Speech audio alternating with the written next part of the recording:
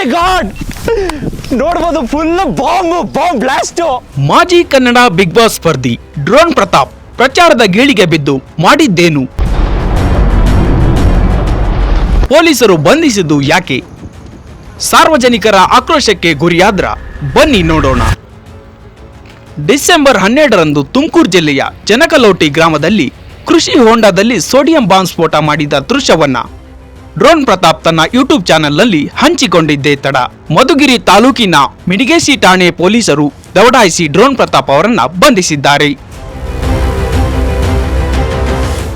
Drone Pratap ಸ್ಫೋಟಿಸಿದ ದೃಶ್ಯವನ್ನ ಹಂಚಿಕೊಂಡ ಕೆಲವೇ ಕ್ಷಣಗಳಲ್ಲಿ ವಿವಾದ ಹುಟ್ಟಿಕೊಂಡಿದೆ. ಆದರೆ ಈ ದೃಶ್ಯವು ಶೈಕ್ಷಣಿಕ ದೃಷ್ಟಿಯಿಂದ ಮಾಡಿದ್ದು ಅಂತ ಹೇಳಿದ್ದರೂ ಕೂಡ ಆಗಿರುವ ವಿವಾದ ಏನು? ಕುಮಾರ್ ಜೈನ್ ಎಂಬುವರಿಗೆ ಸೇರಿದ ಭೂಮಿಯಲ್ಲಿನ ಕೃಷಿ ಹೊಂಡದಲ್ಲಿ ಸೋಡಿಯಂ ಮೆಟಲ್ ಅನ್ನ ಹಾಕಿ ಬ್ಲಾಸ್ಟ್ ಮಾಡಿದ್ದಾರೆ.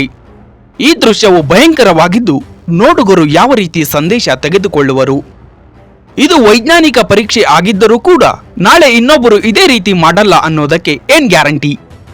ಮುಖ್ಯವಾಗಿ ಕೃಷಿ ಭೂಮಿಗೆ ಬಳಸಲ್ಪಡುವ ನೀರಿನಲ್ಲಿ ಪ್ರಯೋಗ ಮಾಡಿದ್ದು ಎಷ್ಟು ಸರಿ?